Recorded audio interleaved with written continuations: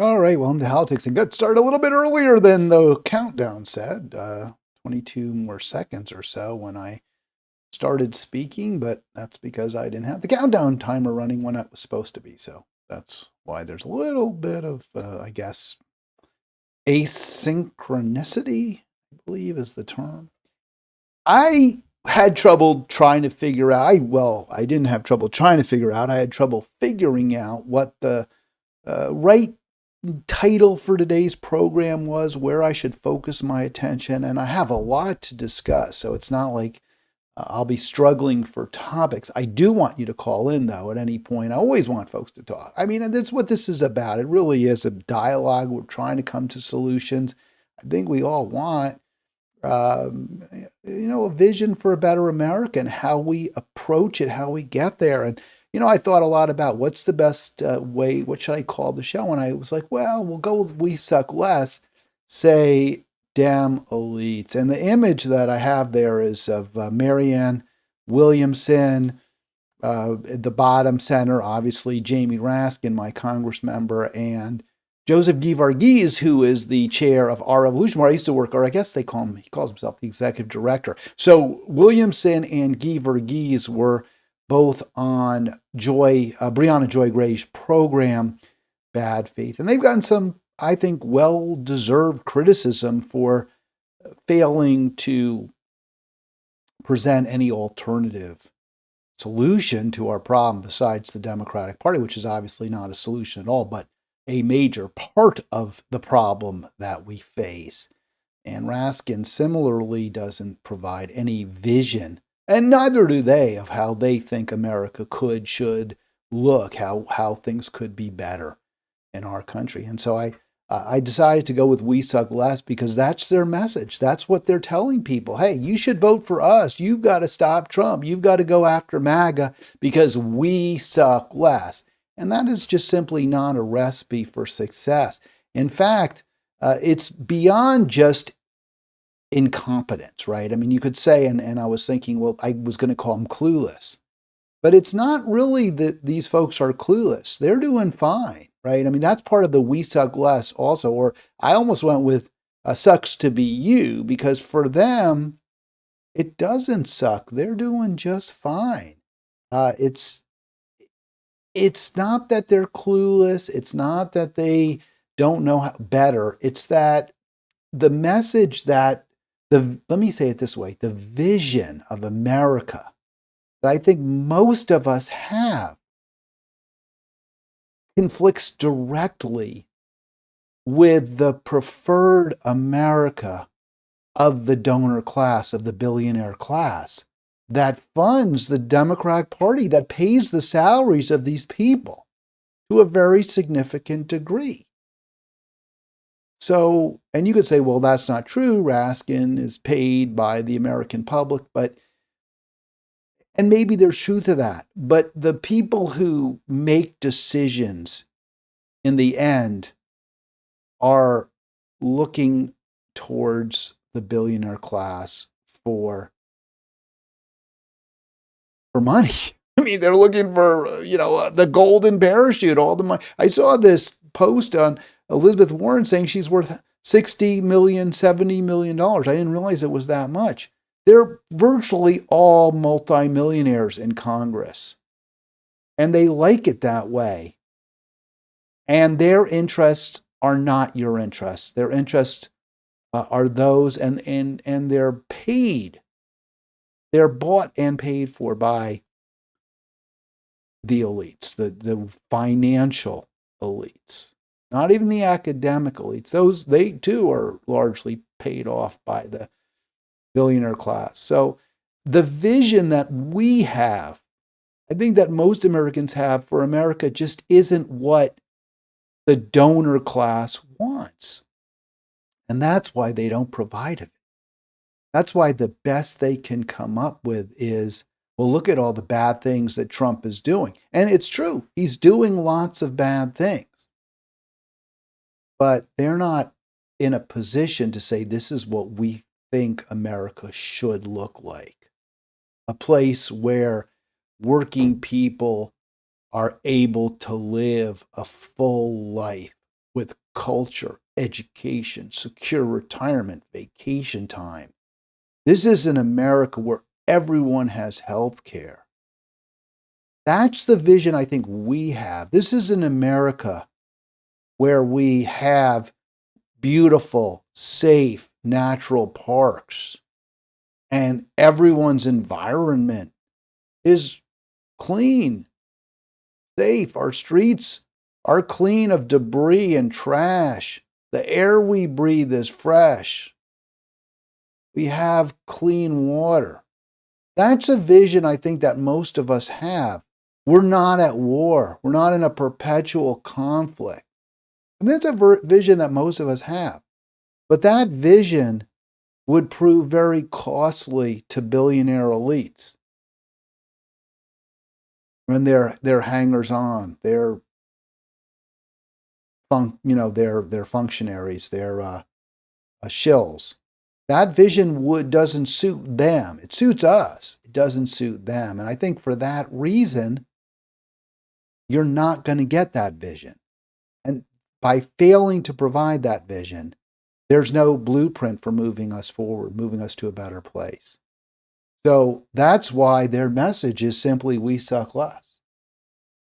Let's hear a few versions of that "we suck less" message. Here's Representative Raskin, Jamie Raskin.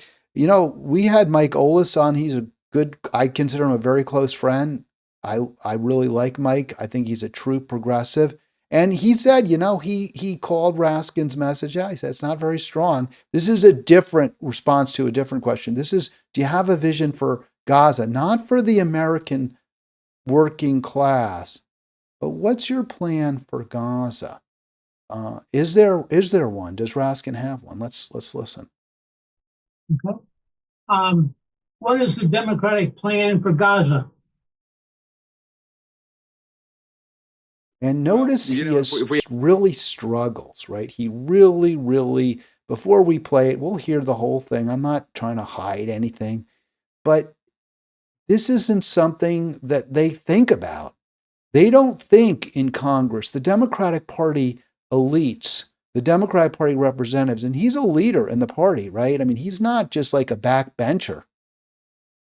They're not thinking, how do we present a vision? How do we tell the American public, this is what we want, this is what we're going to fight for if you elect us? They don't say that. And they should be saying that. They should absolutely be saying that, because if you have that vision and you bear it in mind, an America at peace, an America that doesn't support genocide at all, does not support ethnic cleansing, does not support empire, but supports self-determination for the billions of people around the world who right now aren't living in anything like a democratic world or an environment. If that is the vision you have, then you'll act in a way that's consistent with that vision. But that vision conflicts with that of the multinational corporations that write huge checks to the DNC and to Democratic Congress members, and that also provide that golden parachute when they leave office. So a one-state solution where Gazans and Israelis or Palestinians are living in peace is not the most profitable solution for the people in charge right now. So Raskin can't really present that as a vision, because that would require policies that are less profitable or not profitable at all. We have a shadow cabinet. If we have a people's cabinet, we can have some people working on that. We sent a letter, I think all of us signed it, opposing this outrageous plan for ethnic cleansing and dispossession and removal of the Gazan population. I think around 1% of the Gazan population died in the war before the ceasefire. So let me stop it right there. It's confirmed deaths are now about 70,000. That would be over about 3%, right? 2.5 to 3% of the total population, not the 1% that he says. So 2.5 to 3 times more confirmed dead than Raskin acknowledges. So he can't acknowledge how bad it is, how terrible things are. It's also, though, very problematic, again, because it's a negative answer. He doesn't say, this is my vision, this is the Democratic vision, a safe, prosperous, secure Gaza that's part of Israel. He can't even say a safe, prosperous, secure Israel, or safe, prosperous, secure Gaza that is part of a greater Palestine, which is not my solution. I don't believe that that's the ultimate solution, because I think that a greater Palestine would always be in conflict with Israel, but still better, of course, than right now having it as a occupied territory of Israel. Of course, that would still be much better, but he doesn't say that because it would conflict with what AIPAC wants, which is Gaza part of Israel. Gaza is a territory that Israel controls. The Gazans are not Israeli citizens. The Gazans, the Palestinian people, do not have a say over their lives. They do not have self-determination, and they're ultimately pushed out into the desert, pushed where what Trump talks about now, Egypt, Jordan, or just simply wiped off the planet completely. But Raskin can't provide any positive vision. All he says is he opposes Trump's solution, but no vision for the Palestinian people. And ultimately, if you don't have a future in mind, if you aren't working towards freedom, self-determination, prosperity, security for the Palestinian people, the Gazan people, if you're not working towards that, then they will indeed be wiped off the face of the earth by Israel. And a horrific loss of life, destruction of more than 90% of the physical structures and buildings. Trump, has called it, a demolition zone and hell on earth and all that stuff. But he has to acknowledge Trump's description because he doesn't even have one of his own. And then he kind of diminishes it, and all that kind of stuff. It's a hellscape that Biden, Harris, and Israel built or destroyed, really created a hellscape. So what's your vision for it, Jamie?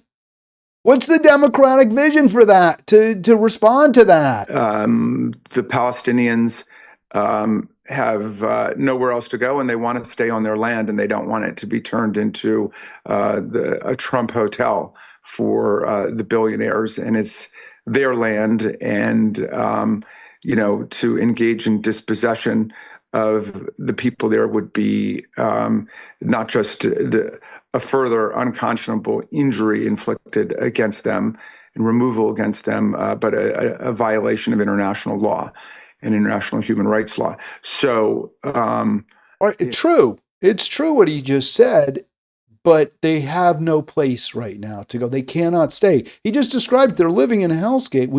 They need at least some they need some temporary place to live. Could be Gaza, but as far as we can tell, Israel's not even letting folks in. People are freezing. There's still allegations. Let me put it this way. There's still complaints by Hamas that Israel's not letting in humanitarian aid, and probably true. So again, only negativity from Raskin, no positive vision for Palestine. I'll just finish this clip off. They asked the question. Let's hear his entire answer. It would be quite a profound irony after so many people were trying to get out of the Gaza Strip and were not let out of the Gaza Strip during the war. Now that they've been able to return to the rubble of their homes, to kick them out entirely. So we haven't taken a formal position as a caucus, but I think every member of our caucus and across the spectrum of J Street, AIPAC, and everything else has said that that's an unacceptable and intolerable plan that the Republicans are pushing. Okay, so that's it. No actual vision, no proposal, no plan for Palestine.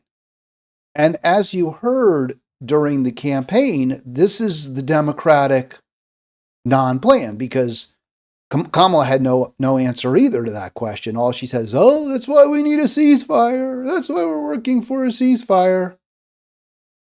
Maybe she said two-state solution a couple times. I don't really know. Zero idea how to get to that two-state solution. To be fair, Raskin recognizes that,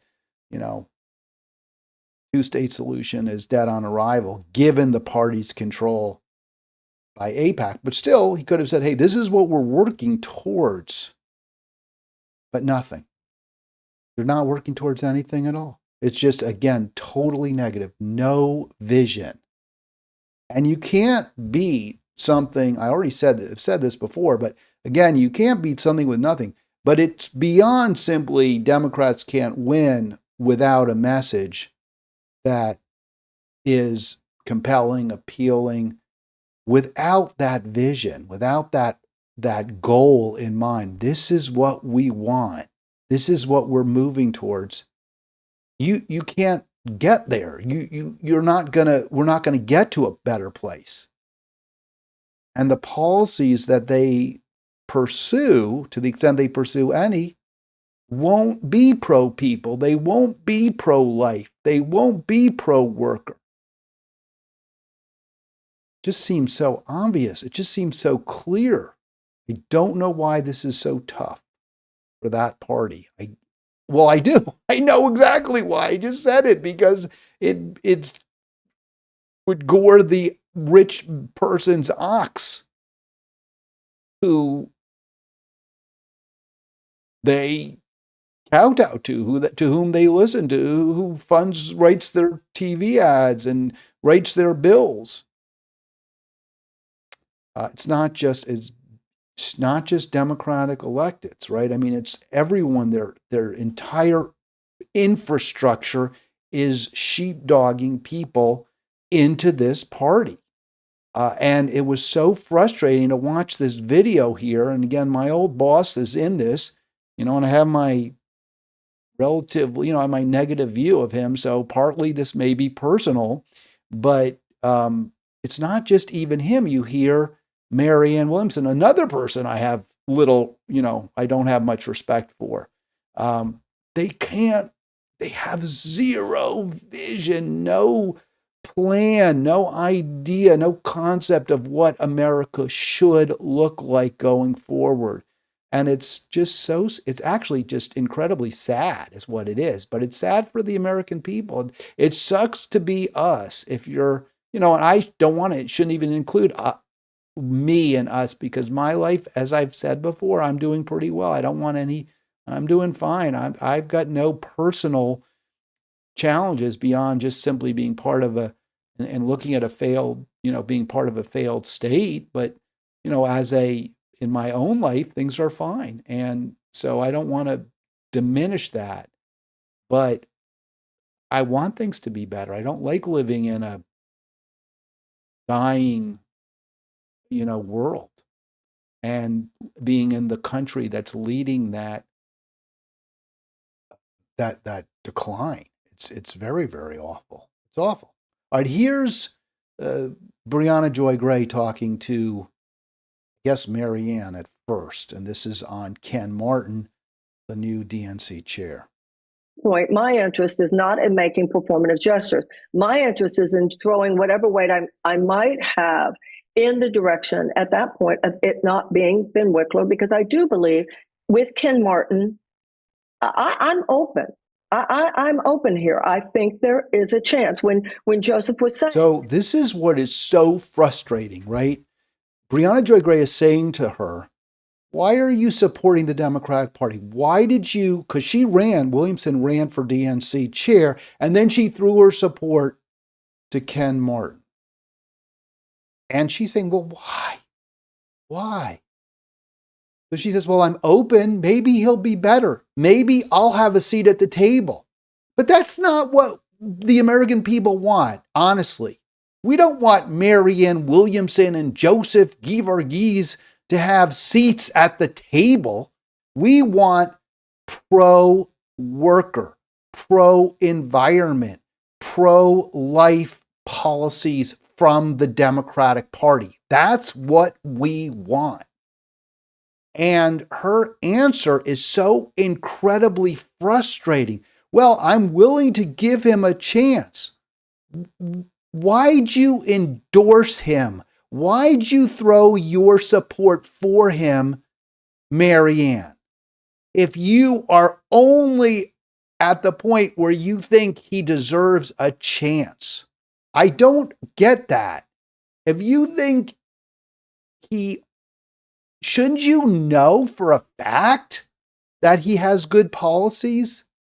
If you're going to endorse him, if you're going to pull out of the race and say, I want people to vote for Ken Martin, shouldn't you know for a fact that he's on the side of the American people, that he's pro-peace, that he's against the billionaire class? Shouldn't you know that? And she doesn't know that. It makes no sense. You had a tiny bit of leverage, a little, and she'll say, well, Ben Wickler is worse. Why is he worse? Because he's worse because Nancy Pelosi endorsed him, but Jim Clyburn endorsed Ken Martin. I'll take your Pelosi and raise you Clyburn. I mean, it's two of the same, right? It's two of a pair. I get on balance the Democratic elites preferred Wickler, but come on. Will he have Joseph at the table? Will he have me at the table? Will he have other people in his sort of team? Okay, so that's not the answer that we want you at the table. We want the Democratic National Committee to say we're not going to take any more dark money. We want the DNC, even more so than that, to say being a Democrat means something. Being a Democrat means you're pro-Medicare for all, period. We are the party of Medicare for all. We expect you as a Democrat to be voting for Medicare for all or some other single payer plan. That's what being a Democrat should mean. Being a Democrat means you vote against foreign military adventures that provide billions to the military-industrial complex, but leave us less safe and leave large parts of the world a hellscape. That's what being a Democrat should mean, not, oh, Joseph and I will be at the table. Wow, what an exciting proposition for the American public that you, somebody who, a self-help guru, you'll be at the table? Wow, that just, what a revelation that would be for all of us. I think there's a very good chance he will. And I'm not naive. He might not. But to me, so if he might not put you at the table, why would you endorse him in the first place? he has earned my personal respect, and he has earned. Okay, so that's, just more gobble of the gook. These are supposed to be progressive leaders. She's supposed to be a progressive leader. And that's the best she can come up with? Well, he might put me at the table? Wow. Again, what a prospect. How exciting is that? That we might get Marianne Williams, you can't even remember her name. How exciting! We might get Marianne Williamson at our table with Ken Martin. I mean, it's just so ridiculous that this is supposed to be an endorsement, right? That's supposed to be why we're going to vote for that guy. All right, let's hear a little more. I'm playing around with my levels. If you're noting the volume going up or down a little bit, I have been maxing out, and I'm sorry about that. I noticed yesterday I was too loud I was too soft compared to my guest, but maybe I'm talking louder today. One thing about the computer audio is it's not as it doesn't have that perfect mix where you can compress all the audio so it all sounds the same. So I'm at the same level. So it becomes a bit of a guessing game. I'm doing the best I can, folks. All right, let's hear from, is this going to be Joseph? I'm not sure, but more from these folks. By the way, don't forget, click like, click subscribe, and tell your friends, join Halitics on Facebook. I got a lot of comments I may or may not get to today. Tomorrow's the free-for-all. So if I don't get to your comments today, I'll be sure to respond to some of them in tomorrow's program. I do hope, though, you'll call. If you call me, you don't have to worry about whether I decide to go ahead and put your comment out there or not. I will be happy to do that if you give me a call. 240-242-5646. And yeah, don't forget, if you want more, join Halitics on Facebook. There it is. Want more? Join Halitics on Facebook. Really love the ferment there, the intellectual ferment, the back and forth. All right, let's get back to our friend Brianna's program. She was getting really frustrated with these folks, and you kind of wonder, I get why she has them on. I love to have these people on. I love to have them on, and I would love to have them on and confront them. But it does get so challenging because they just don't answer the questions you ask them. They answer questions they want to answer. But hey, you learn when they do that, you learn that they don't really have answers. Oh, one more thing about the vision. One more point about the vision thing. Ro Khanna, I noticed about 20 minutes before I went live today, has a piece in the New York Times where he talks about the Democratic vision. And I'll discuss that either tomorrow or Monday with Arlen as well, because frankly, I found his piece particularly disappointing and unsatisfying when it comes to presenting an overall vision for America. In our primaries, no APAC, no crypto money. And so there are those conversations happening, and they've been happening with Jane and Ken and other people who are now in the new leadership. So, do you think it's going to happen? Is it going to be easy? No, it's a fight. But coming up with creative So ideas. Again, I don't understand this. There's a fight. He just said there's discussions about keeping the crypto money out, about policy. We're not going to, let the tech bros govern the party. But why are you only saying, well, we're having a discussion? You just had an election for the chair. Our revolution viewed Ken Martin's victory as some great win for the progressive movement. But all you have are some conversations. That's no win. A win is you get concessions. You get promises that are written down, that are stated for the record. You get commitments that the policies of the party, that the programs that it supports are going to change, that they're new, that we are now the party of higher taxes on the wealthy, significantly higher taxes, that we are the party of American labor. That's the and here's what that means in stark terms. That's what victory is, not, oh, well, we're having conversations. And then pushing them is how we did it with Fight for 15. We can do it with. So he says we did it with our Fight for 15. You didn't get 15. There's no $15 minimum wage. What is he talking about? That's like you're invoking a failed campaign. So what are you getting for all of this? I mean, I understand you got a nice salary, Joseph. You're paid pretty well. But that's about it. That's all I can see coming out of your campaigns. Party. But this is exactly what we mean when we will know within 6 weeks. What there has been is a majority of these super members that were just simply appointed. They were not elected.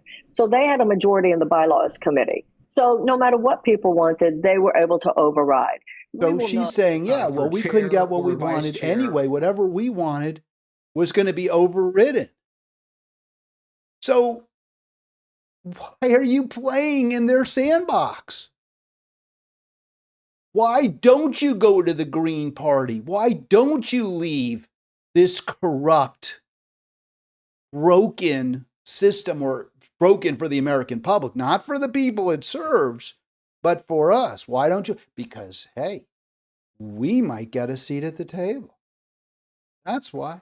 That's the simple reason. And because, hey, you know, our organizations are funded by wealthy elites who, on balance, greatly prefer the Democratic Party that wins races, loses, wins elections, loses elections, goes back and forth with the Republicans, but never champions working people, never promises a real change. So you ain't getting one as long as you stick with this party. You're just going to get more and more and more of the same. There's no vision. There's no willingness to confront by progressives, by arguable outsiders. They won't present a vision either. They won't say, well, this is even the part. They'll, a little bit, yeah, they'll say this is the party we want, but there's no chance they're going to get that part. All right, let's see if we can get a little more from these folks. I don't want to waste too much more time with them, but we got to get a little bit. And then I show again how Democratic elites, the entire political infrastructure on the left is designed to sheepdog you into supporting Dems. Organization, our revolution, ready to go, and potentially what people wanted, as you're nodding, and I'm sure you're aware, Marianne, and you're probably aware, Joseph, to flip into being a independent party, to be a political force, not just a sort of organizing force. And that didn't happen. And many folks are very frustrated that they felt like the potential of the Bernie organizing machine and fundraising machine was ultimately cowed in subservience to a Democratic Party, which has demonstrated its superior willingness to go after the left than to go after the right. And I see you nodding, Joseph. And it's difficult for me to understand how, in the wake of that reality, many of us believed in an inside strategy. I gave my mid-30s. Yeah, we do that. I gave my mid-30s to that strategy and working for Bernie Sanders. That sounds so funny to a woman my age. See, I find this a little those are back some and crucial forth here years, so irritating, where like she's giggling, Marianne's giggling. Oh, yes, that sounds so quaint when you're in your 30s. We're talking about life and death issues. We're talking about people who don't have enough to survive. Millions and millions of Americans who don't have enough to survive, who don't have health care. And it's sort of like all, stitches and giggles, right? It's all grins and giggles there. Not, yeah, we have to take this stuff with deadly seriousness. You're talking about a party that's fully complicit in genocide. And they're just having a ball because for them, things are fine. Hey, yeah, we might want this, and maybe that would have been a better policy to pursue. But hey, in the end, it's, it's okay. It's all right. That's the attitude. Hakuna Matata, not we need radical restructuring in American society. You ain't going to get it with these people. They're not going to bring us to the promised land. In fact, their job, to be perfectly frank, is kind of to keep us from getting to that, better place. So I'm done with it. I just present it because people should understand they're not on your side. They're not fighting for you. Marianne really gave it away when she said, oh, well, we might get a seat at the table. I might. She said, I might get a seat at the table. That's not good enough. That's not what we need. All right, 240-242-5646, 240-242-5646. more evidence. There's just no vision thing on the Democratic side. They're strategists, they're media people. They don't, you know, they're not willing. Let's put it that way. So Karen Finney, I'm sure she's a millionaire, been on CNN a lot, Democratic strategist. Here she has to say, Democrats, this is from 1 hour ago, today. That's why I'm putting it up. Democrats need to talk about the fact that inflation is up. Oh, like people don't know that? We need to, you think people don't know that when we go to the grocery store, it's $10 for a carton of eggs if you can even find them? Wow. Huh. And not a word from Trump on what he's doing to lower costs. Instead, he's focused on renaming the Gulf of Mexico. Yeah, I mean, Trump's kind of a buffoon. But telling people what we already know, that prices are up, that's not going to get you anywhere. Trump has, and he consistently presents a vision. It's not one I particularly endorse in many ways. In some ways I do, where Americans are going to be all working. We're not going to be sending jobs overseas. He is a little bit more pro-peace, right? He's talking to Putin right now, which Biden never did. So where's your vision, Karen Finney? Oh, the vision is limited to keeping egg prices lower. That's about it. That's as far as it goes on the Democratic side. Wow. So here's another Dem strategist, Julie Rosinski. I was interested in this because of all the victim shaming and blaming going on. People looking at what Trump's doing and saying, oh, aren't you so glad Dearborn, Michigan, aren't you so glad Muslims, you got what you asked for. So here's Julie Rosinski. Heck of a job, Dearborn, especially you, Rashida Tlaib. So she's a Democratic Party strategist, television personality. Complete failure. This is Feb 4. Complete fail on her part to say, yeah, we brought this on ourselves. We nominated a candidate who couldn't bring herself to criticize Israel in any way, who couldn't bring herself to provide any real, legitimate, credible empathy for the victims of the Israeli genocide.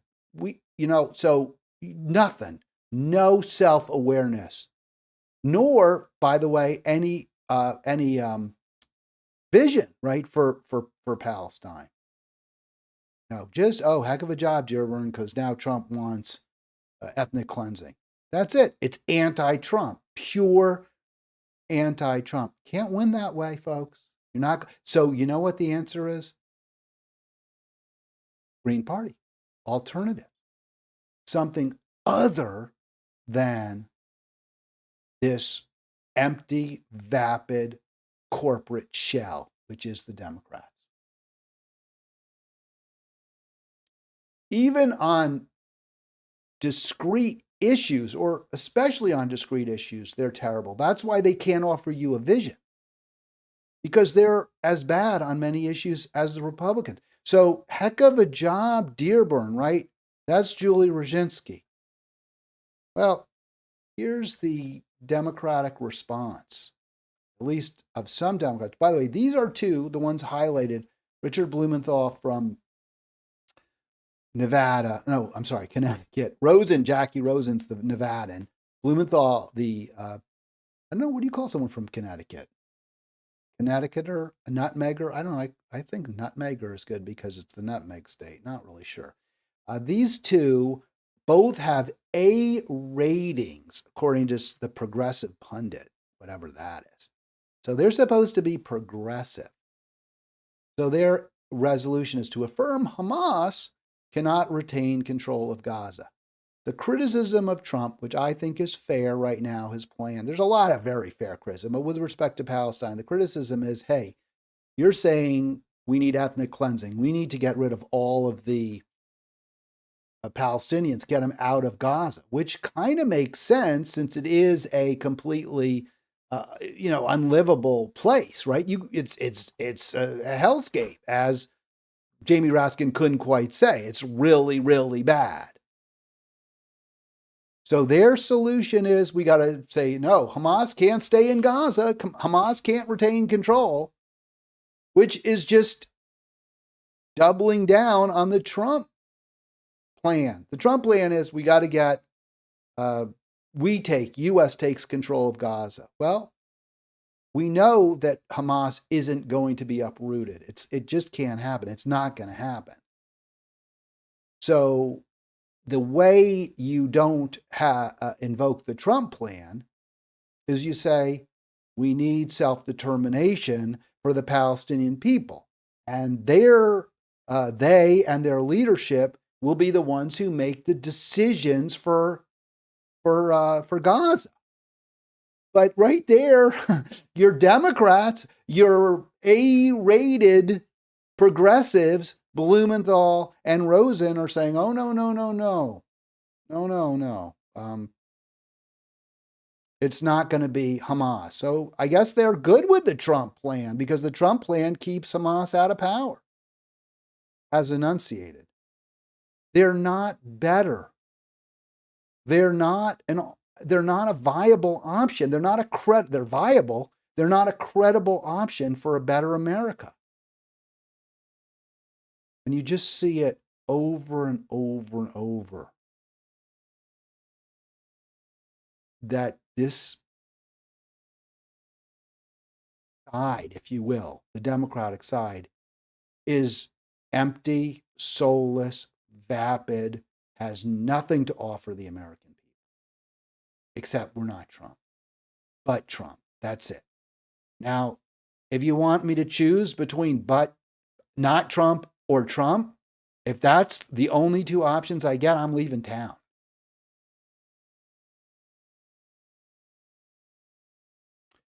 Yeah, they're just so awful. So you just see that. You just see a bill introduced that, co-sponsored with Lindsey Graham, that Hamas has to, be gone, which basically just means we're going to have endless war, endless genocide, really, by Israel, or the Trump plan, which is, I guess,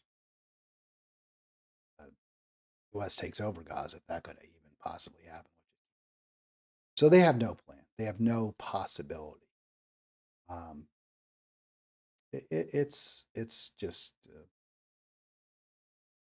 have no reason to have optimism. There's the bill here. I was interested in this story. Let me just get to this. We have about 15 minutes left. I'm going to probably show you the comment from Lawrence because that really actually grabbed me more than a lot of topics. By the way, I do want you to call, but please do. 240-242-5646 if you got a chance. Would really love to talk to you. I was sort of intrigued by this. The Democrats are close, by the way, to being able to stop, to stop Trump, or at least they can stop any Republican bills. Pretty close. There's a couple of, like a 2 or 3 seat majority, maybe. Is it 219, 215? So if they can peel off 2 Republicans, they can stop legislation. But of course, Trump doing exactly what Biden did, which is governed by executive order, governed by mandate, governed by fiat, which is tough for the Democrats because they really can't pass legislation to stop Trump. And they can't rally anyone who's not a Democrat to their cause because they have no vision. They're not appealing. They're not popular. They're even less popular than Trump is. I thought this was interesting. Mike Johnson, the House Majority Leader, the Speaker of the House, I'm sorry, the Republican Speaker of the House, Mike Johnson, the most powerful, probably, is he the second most powerful person in government? Maybe, right? Although I think the Majority Leader in the Senate has a tremendous amount of power too because they can stop appointments. So maybe, but those are probably number 2 and 2A when it comes to the most powerful people after the president. So Mike Johnson has a tremendous amount of power. He doesn't want Elise Stefanik confirmed as the UN ambassador. And I thought about this because when I first heard this story that her appointment was being delayed, I thought, well, maybe there's something that came up. There's some scandal. There's something she said or did, which really would have surprised me, that might prevent her from being confirmed. But there isn't. I mean, her rabid, hateful rhetoric, her unjust attacks on admittedly kind of lame, pathetic college presidents didn't really turn anybody off, particularly not in Congress. Tulsi, of course, because she's been pro-peace in the past, because she's taken on the Democratic establishment. Her and the mic, right? Even much more so than the Dem establishment. She took on the mic on a number of occasions, supporting Edward Snowden, for crying out loud, questioning the wisdom of the regime change operation that we've been waging and ultimately successfully in Syria. Tulsi, pointing all that out. And amazingly, she still got confirmed. I'm really, really happy about that, by the way. One of the best appointments we've seen in a long time by anybody. I guess Lena Khan, right, for the chair of the Federal Trade Commission would be up there as well. So, is FTC? Was she FTC? I think so. I believe so. So I wondered about Stefanik, but no, she's popular enough. She would get confirmed in a heartbeat for the UN ambassadorship, which, let's be honest, isn't even that important. It's important, but not that important. Not like other positions we've discussed. I was like, okay, well, what's holding this up? And they're concerned that even losing her for a brief period of time would reduce the Republican majority just 3 votes, right? And I think, well, let me say it differently. I don't think there's any chance that the Democrats could win that seat. It's upstate New York. It's pretty conservative. I know the area. But if they were a pro-worker party, if they were a pro-labor party, if they were a pro-peace party, if they had a vision for America, then this area, which is pretty economically depressed, could well be up for grabs. But they got nothing. Sort of interested me, really did. All right, I want to get to the situation in the Middle East involving Trump. And Trump had some harsh words. He said, hey, we want the Hamas to stick to its plan to release hostages. Israel needs to stick to its plan or all hell will break loose. And he seemed to be directing that at Hamas because Hamas was saying Israel's not following through on letting in humanitarian aid. Not clear whether that is happening now or not. But Haaretz addressing the issue of the relocation of Palestinians. And he told Trump, he said, hey, we're not going to take them. We'll take 2,000 children. I hope if they really need, and I assume those children need to be placed in a safe environment, that can be done. But there's the plan to remove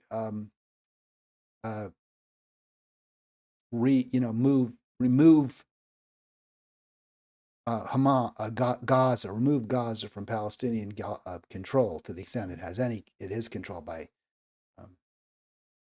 Palestinians, and also from really Israeli occupation. The plan is that the U.S. will take it over and the Gazans will be removed. Now, the problem for the Gazans is if they're not removed, what happens to them? They can't live there now without a tremendous amount of aid and support, which Israel seems extremely reluctant at best to allow in. And Trump, and this, we talk about vision. Trump has a vision. You may not like the vision. You may think it's a bad vision. The only thing the Democrats can do is attack it.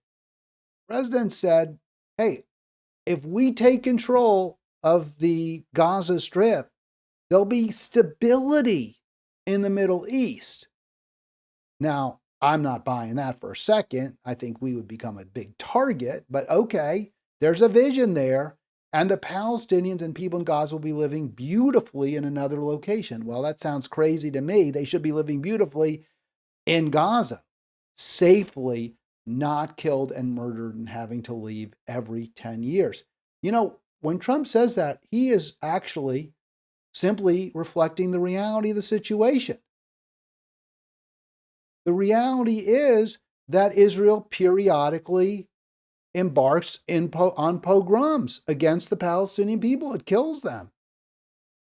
So when Trump says, hey, we need to do something. We need a vision for this area. Else it's just death and destruction. It's carnage. He's absolutely right. And he continues, everyone's being killed and robbed. It's like living in hell. When he's talking about everyone, he's talking about the people of Gaza. He's actually showing an understanding and an empathy for the people who live in that region. Now, his solution is obviously roundly opposed, but the Democrats don't have an alternative solution. Did you hear one from Jamie Raskin? I sure didn't. They'll end up having a great home and families that won't get mugged and killed and beat up by Hamas and everyone else. Now, when he says and everyone else, he's talking about Israel. You don't hear from Democrats a lot of criticism of Israel or acknowledgement of how bad Israel is. It is a measure of just how bad the Democrats are that you can make an argument. I can make an argument, and I think a pretty decent one, that Trump shows at least as much, if not more, humanity than they do when it comes to the Palestinian people. By the way, this is one reason why I haven't, I should say it differently. I'm not actually at the Capitol right now with Code Pink because they're rallying opposition to the Trump plan for the U.S. to take control of Gaza. And I don't support that plan, but I don't know what else there is. There's nothing else that's being proposed. Obviously, the solution is a one-state solution, but no one's in favor of that. So I'm not going to go over there and just say, hey, you can't vote for this, because I think Trump has a legitimate point. What's the alternative? More death, more carnage, more destruction. Not peace. All right, 240-242-5646. Got a few more minutes left. Would love to talk to you. 240-242-5646. And I just want to, center that. I was going to talk about Bernie, but I don't really want to do that.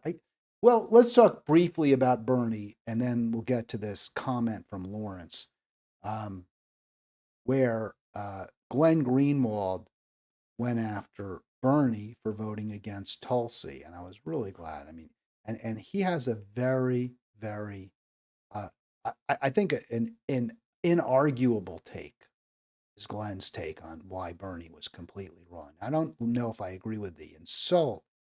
I think Greenwald may be a little too insulting. I also think Greenwald has been on occasion too ready to apologize for Trump.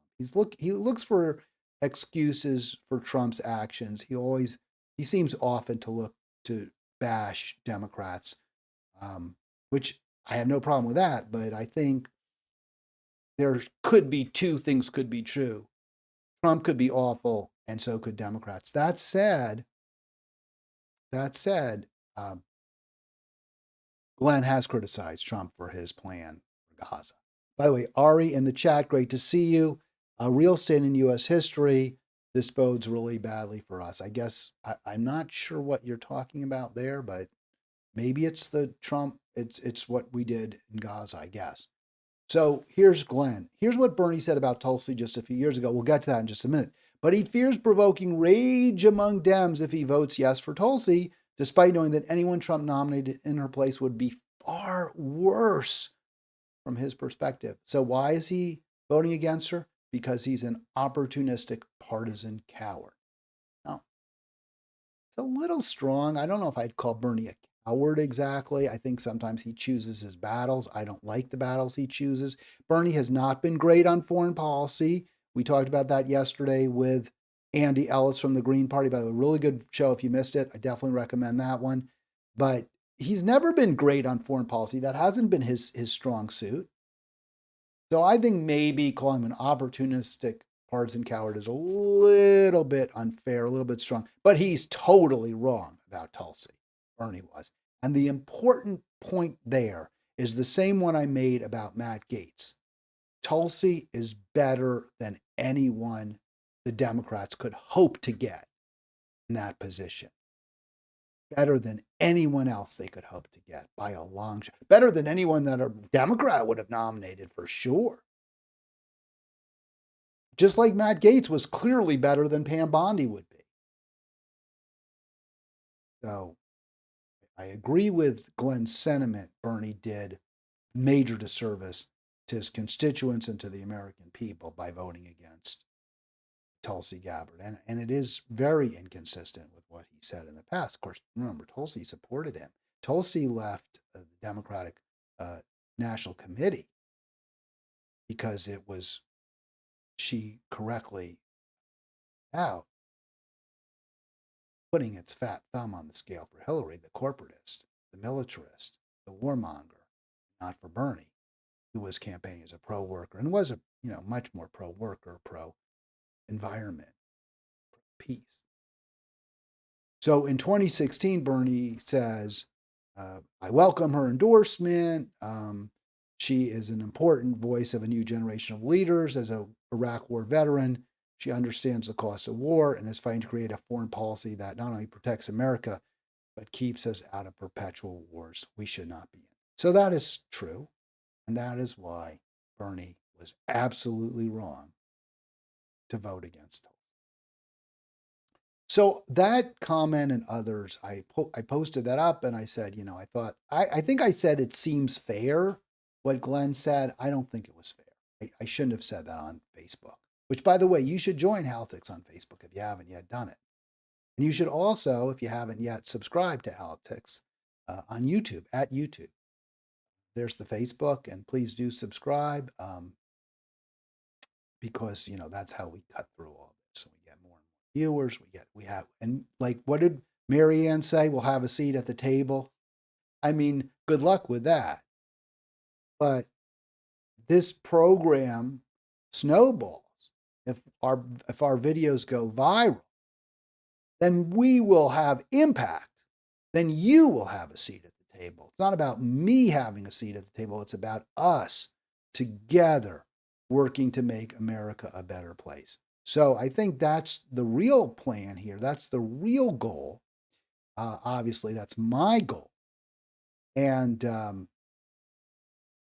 that's how we get there, is by this show blowing up. I do note, though, that a lot of folks who have big audiences are routinely just dismissed, ignored, denied, rejected by Democratic elites. But in the end, we make a difference. So all I can say is subscribe and click like. So this is from Lawrence, and he was critical. When I pointed out that Bernie was backtracking on his previous statements, praising Tulsi, the response was, well, you probably said some things in the past that you've backtracked on. And I was like, hey, whatever I've said, throw it at me. I'm happy to be confronted with my prior statements and my prior predictions and the like. And so then Lawrence writes, Hal, my point was back when you were in Monterey, I followed you in your station religiously, and you advocated for ardent progressive policies, and now you seem to have morphed into someone who is transitioning into a conservative, or at least drastically less progressive. And by the way, this line here just totally touched me. You were one of my heroes. I mean, how incredibly kind is that? I mean, what a nice thing to say. I mean, how good that made me feel. Thank you for saying that. I guess I find it personally disheartening reading and hearing some of the opinions and politics you advocate now. So I read that and I was like, first of all, super touched. And second of all, I'm sorry that I've alienated somebody who was a fan. Of course, I'm very, very disappointed by that. But I'm also, to be honest with you, a little bit perplexed, flummoxed, confused. I was going to talk about this tomorrow because tomorrow is the free-for-all, but I really did want to get this out there. my response, Lawrence, thanks for your longtime support. It means the world to me, which is true. And I am very sorry to have disappointed you, which is also true. But in truth, as far as I can tell, my policy positions are identical. I haven't changed one whit in my views. I haven't gotten more conservative.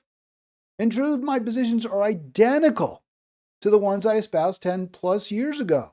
There's been zero change. For example, I'm still for Medicare for all. I still strongly support a fossil fuels tax. A lot of you don't like that, but I haven't changed a bit.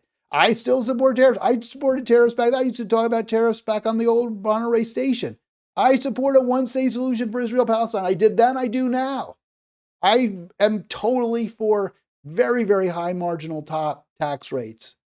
I did then, I support them now.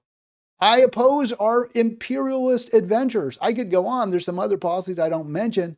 I was thinking about those HB1 visas, right? I was very critical of those when Hillary Clinton supported them. I didn't put that here. So I haven't changed. My policies haven't changed.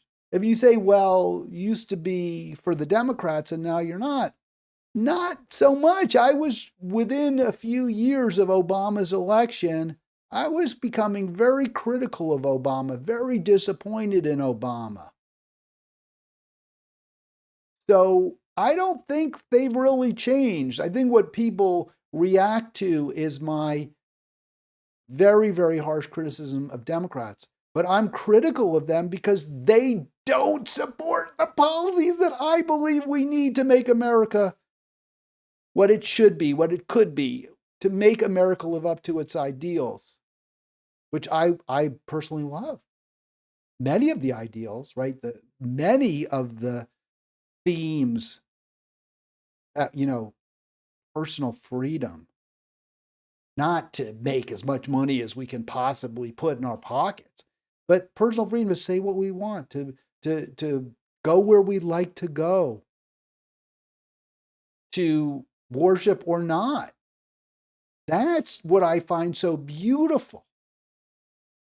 To actually have the decision-making power when it comes to who represents us. I love those values. And I do believe they're enshrined in the Constitution to a degree, but only if we are ever vigilant to fight to elect true progressives who believe in them, and to keep fighting for true economic justice, because you cannot have democracy when you have massive wealth and income inequality, which is what we have. So I don't think I've changed, Lawrence. And I'm not even sure the Democrat Party has changed that much. What has changed is my recognition. I think they've gotten more corrupt, probably because of Citizens United, maybe some factors outside their control, but really my recognition that Dem Ender ain't going to work. I think that's what Breonna Joy Gray said too earlier when I played a clip of her. We hoped it could work. We hoped that Bernie could change the party, that we could change the party. But what proved to be the case is the party changed. What proved to be the case is the party changed AOC to the extent she was ever a real progressive. That's what we found out. And it's very unfortunate. It's very sad. And we're all paying a terrible, terrible price because of this. That's why we have to unite in support of something better than simply we suck less. All right, that's going to do it for today's program. I will be back tomorrow, which is a Friday, for the free for all. I'm definitely looking forward to it. I hope that you will join me on the free for all, and you just enjoy the rest of your day.